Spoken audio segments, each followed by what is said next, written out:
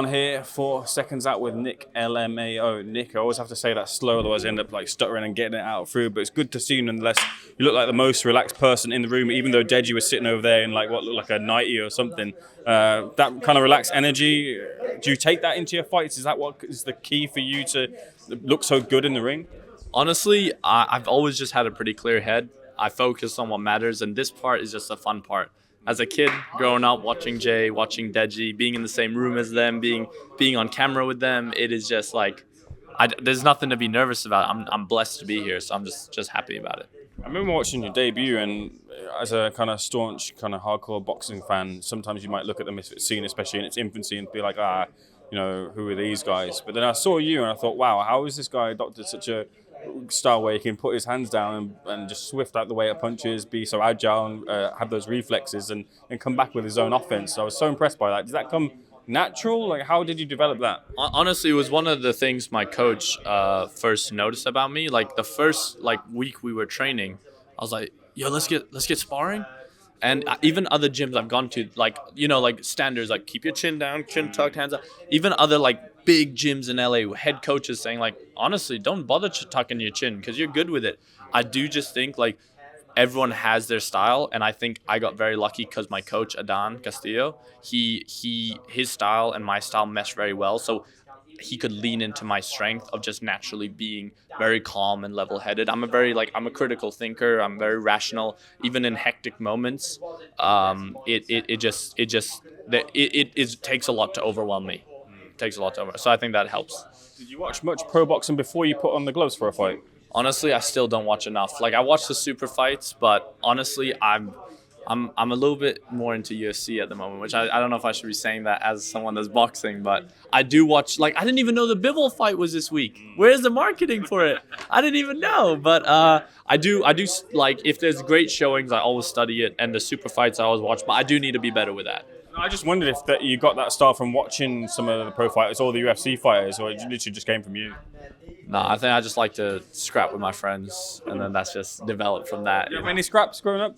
No, I actually lived a very, very beautifully nice life. Where the hell did it come from? I'm just sick in the head. That's probably it. And now you got a rematch with Jay Swingler. How much of the rematch was a priority for you, given the way that a lot of people felt that you won the fight, but you didn't get the victory on the scorecards? Yeah, so for me, it's actually something Jay said in our last interview, is it wasn't about the win, it was about the performance. And I was so happy with my performance that night because I know I showed up and showed out. So I was just very proud of myself. So I wanted the rematch because I knew I could win, but it was honestly it was what was the question? Just kind of the rematch with Jay. Yeah, sorry, yeah. So getting that opportunity to rematch him, I am very buzzing about. That is I wanted it from the day after I sat in my hotel room. I said I want the rematch. I want the rematch. Even if the appeal got overturned to me, I still would have wanted the rematch because I feel like I could have got that that moment where my hand gets raised. And I've never really had that moment because my second fight, even though I won, we couldn't hear anything, and since it was 4 of us in the ring, it was so hectic. I didn't even get to have that moment. So I'm still looking for that moment to feel my hand getting raised in the ring after a battle. So that's what I'm looking forward to the most. Did you think you would get it? Because Jay, of course, exited the sport and he wasn't seen for a while and he's now come back. But was there a point where you thought, I'm not going to get that opportunity? It's funny, right after I called Mams, I was like, Mams, please, I want to fight him. Please don't do this. He's like, Nick, take your time, have some other fights. Jay will be back. And I was like, okay. As time grew, as it grew longer, I was like, but then when I got the call, I was like, yes. When I was sitting in Dublin and he walked out, I was like, yeah, because I knew there's no one else he's gonna call out. So I was a little bit skeptical, but I'm glad. What changes in the rematch? I think genuinely, I'm just more experienced now. I have been taking up a lot more in my arsenal, just different I don't want to say too much, but I've really been just honing in on just specific, it's going to be a real good showing because I'm amplifying what I did in the first fight, and the first fight went pretty well for me. So now it's just fine tuning it. I got a bigger size, so it's better. Yeah. This fight isn't in Telford, it's over in Qatar, but do you worry that you might not get the result on the judges' scorecards if it goes the distance?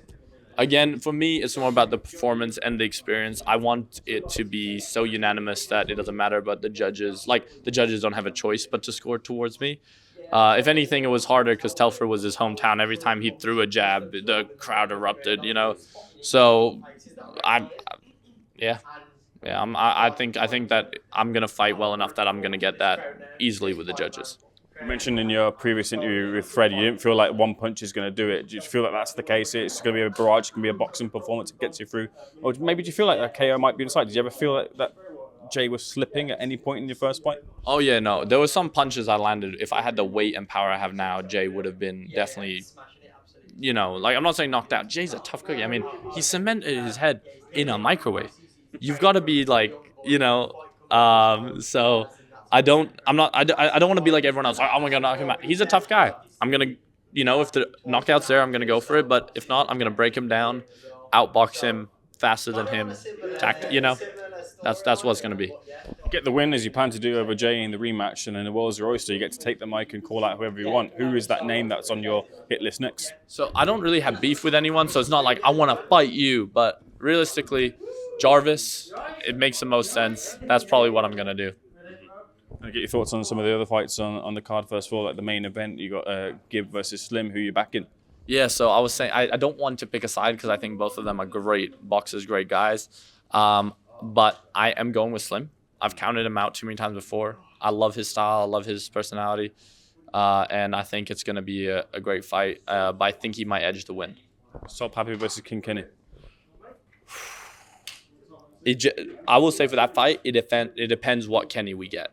If we get Kenny on smoke, Kenny might be able to get it. But I think on more occasions than not, I think Salt has that. Return of Deji. I love Deji. I just love Deji. I hope he fights Alex one day, but that's just a fan in me. I don't even know who he's fighting for this, but I do think he's a very technically gifted boxer. Like, he's really good. That's why I want to see him against Alex. They both will have a challenge. It'll be a great rematch. But yeah.